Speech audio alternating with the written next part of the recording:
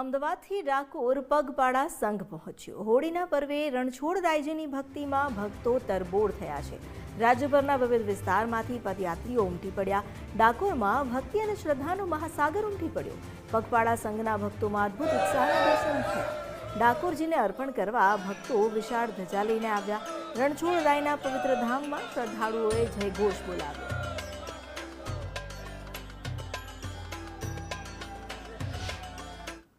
असत्य सामे सत्यनी जीत छे।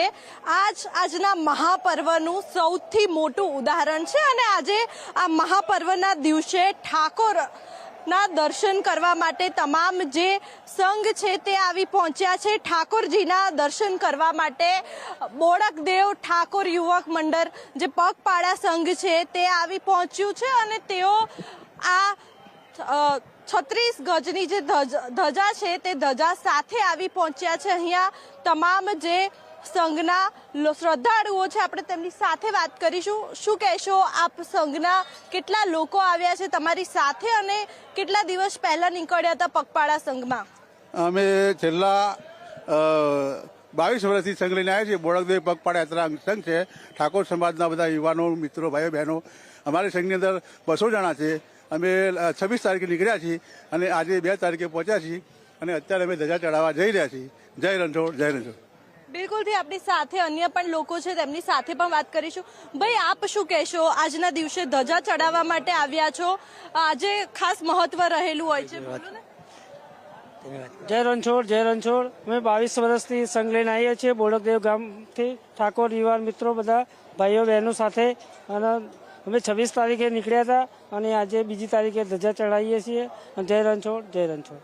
બિલકુલ, એટલે કે ભગવાનથી અનેક વસ્તુઓ પણ શીખવા મળતી હોય છે અને એમાં પણ આજે જ્યારે અસત્ય સામે સત્યની જીતનો આ પર્વ છે અને આ પર્વે આપણી સાથે શ્રદ્ધાળુઓ છે, આજના દિવસે પણ ઘણું શીખવા મળતું હોય છે।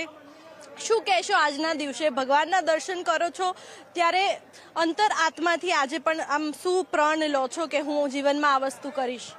છેલ્લા કેટલા વર્ષથી બોડકદેવ દ્વારા 22 વર્ષથી એ પગપાળા સંઘ આવે છે। બહુ સારું મેનેજમેન્ટ છે, બહુ સારો સહકાર છે। એવા જે અમારા મેનેજમેન્ટમાં કેવડજી ઠાકોર, કાનાજી ઠાકોર તરફ બહુ સારું એ છે અને સારી સુવિધા છે। અને અહીંયા આવ્યા પછી મગજ શાંતિ, શરીરમાં અંદર જે કંઈ થાક વાક હોય લોકોને, ઘણા લોકોને એવું થાય છે કે થાક, પણ એવું કંઈ ફિલિંગ થતું નથી।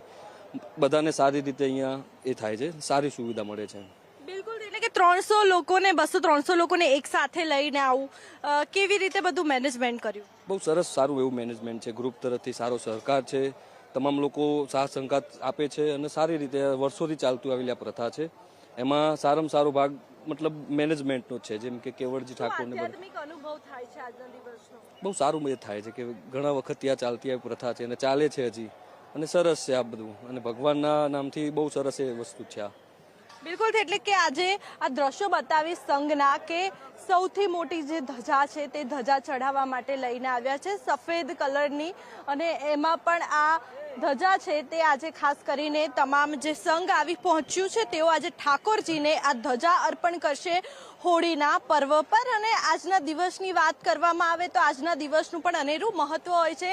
આજે તમામ જે ભક્તો છે તે ભક્તો આજે ભગવાનના હોળીના તો રંગમાં રંગાશે, પણ ભગવાનની ભક્તિના રંગમાં પણ રંગાયેલા જોવા મળશે। કેમેરામેન જય જાની સાથે માનસી પટેલ, ડાકોર।